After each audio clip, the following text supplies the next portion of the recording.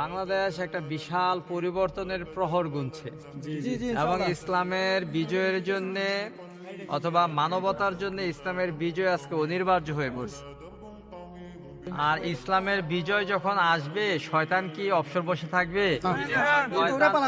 শয়তান তার শয়তানি কার্যক্রম করবে।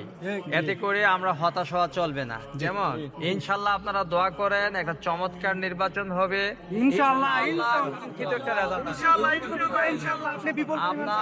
আপনার বলা হয়েছে যে যারা একই গর্তে বারবার পা দেয় তারা মুমেন না। যেমন আমরা 5 বার দেখছি, 5 বার চ্যাম্পিয়ন হয়েছে দুর্নীতিতে।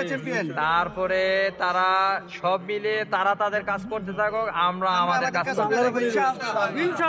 আমাদের সবার জন্য আমরা দোয়া করব, আমাদের ভিতরে যেন হীনমন্যতা ভর না করে, যেমন কোন দুর্বলতা আলস্য যেন আমাদেরকে কাবু করতে না পারে।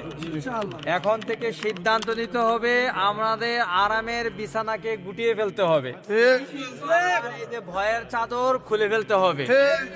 একমাত্র আল্লাহর এই জমিনটাকে কোরআনের আইন দিয়ে আমরা সাজাবো ইনশাআল্লাহ। এই যে কয়টা দিন সময় আছে, এই কয়টা দিন আমরা প্রত্যেকেই আমাদের আশেপাশের মা বোন চাচা চাচি যারা আছে সবার কর্ণ করে পৌঁছে দেব। আর নয়, মানুষের তৈরি আইন মানুষের কল্যাণে আসে না, আমরা দেখছি। আমরা আবার কোরআনের তৈরি আইন, কোরআন এমন এক প্যাকেজ, মানব জীবনের এমন কোন সমস্যা নাই যে সমস্যার সমাধান কোরআন দেয় নাই। তো ঠিক আছে, আমি সবার কাছে কৃতজ্ঞ। আপনারা আমার ভাই, অনেকেই আমার বয়সে অনেক ছোট হবেন, অনেকেই সন্তান তুল্য।